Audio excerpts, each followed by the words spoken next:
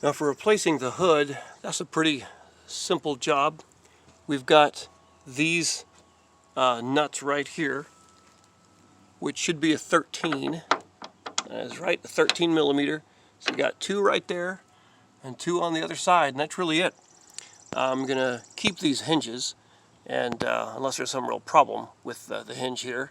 I've got the hinge for the other replacement hood, but hopefully this is actually still okay and not messed up. But the idea really is just to loosen up these bolts and then replace it right in there. And that's all you have. There's nothing else. No attachments here for the hood. The windshield washer, that's not part of the hood either. So that's a pretty simple job right here.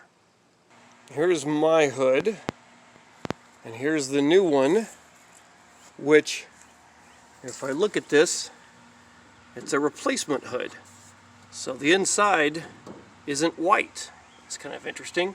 It's also missing all these good items here. This little heat shield and this little rubber molding. We can just swap that from my old hood over here to the new one, which of course is the right color.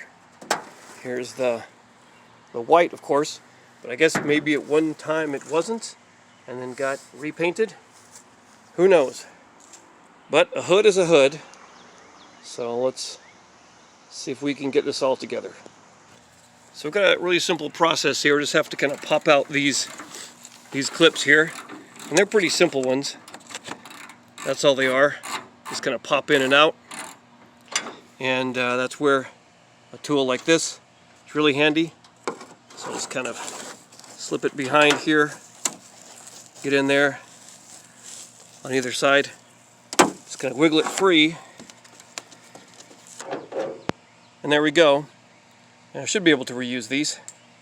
And so we'll just remove all the necessary pieces here, including these little guys here and here, and get this looking like where it needs to be. So we've got these pieces back in my donor hood, all that on there, and the sort of heat shield. The one problem is kind of weird. All these pieces fit in, these little clips here, except for right here. Didn't really fit. I don't know what the deal is, but the hole is right about here, so I just punched in an extra little hole. We'll see if we can put this and pop it in. So there we go. Now that's securely in place, and the hood is ready to be transplanted. And there's the donor hood back on. Very, very easy job to do there. It's quite dirty, so it'll need lots of cleaning, but that's easy enough. The hood's probably the easiest, most direct job. And since I'm at the hood, I might as well do something about this bumper. Now, normally I wouldn't really worry about it, as the damage here is very, very minor and not really going to do anything. But since I pulled the parts off the donor car, and I just got this, there's the other bumper that's all nice and perfect, might as well just swap it on. And since this part over here isn't munched up, it'll be easier to insert in the new bumper, like the foam absorber part of the bumper on that one. So this one's should be an easy job. We've just got 4 bolts here, and they are 13 millimeter. So 4 bolts bolt this onto the frame. So I'll just remove those. 1 there, 2 on the side, and then kind of 1 underneath. Where is that? There it is. Underneath right there. And let's get that taken care of. That should be a pretty easy fix.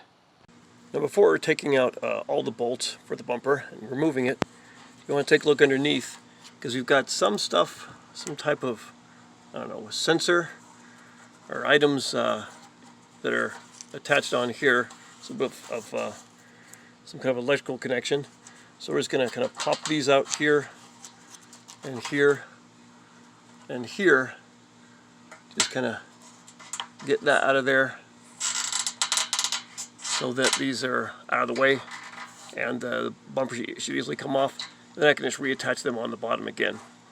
But your standard panel removal tool, we should pop these out. And this, I'm just going to try and wiggle this part free right here. And with all 8 bolts off, it just kind of slides off pretty easily. If I'm putting it back on, this actually helps to guide it and hold it on. There's this metal prong, so you got that right there, and on the other side. And so there's a hole that goes into. So you want to line it up there, and that can help hold it in while you guide in the bumper, and also hold it while you put in those bolts. But just get these 2 things matched up in here, bolt it back up, and you're good to go. And for sliding this back on, once I got this little prong here, you can see that matched up in the hole, I started with the way these was fitting, pushing it up and putting in the top bolt on either side. Just putting that bolt in right there, and then I've now got all the bolts in finger tight. So it's where it should be. It's fitting up there okay. And now I'm just go ahead and really tighten them up. But I wanted to make sure I got all the bolts in first, so that things would line up as they should. And now it should be an easy job to just tighten these up. And since we're here at the front end anyway, here's a result of my epoxying work on this radiator mount. So there it is. Feels rock solid there. And this piece that I put back in feels pretty darn solid, almost like it was never broken. And of course I've got epoxy up there and also up over there, other places, all kind of goopy where it doesn't look too nice. But I think it's a lot sturdier now with this piece put back in where it should be right there, and just trying to close up the cracks and broken parts as much as I could without replacing the whole thing. So I think that'll do to have a sturdy enough front end.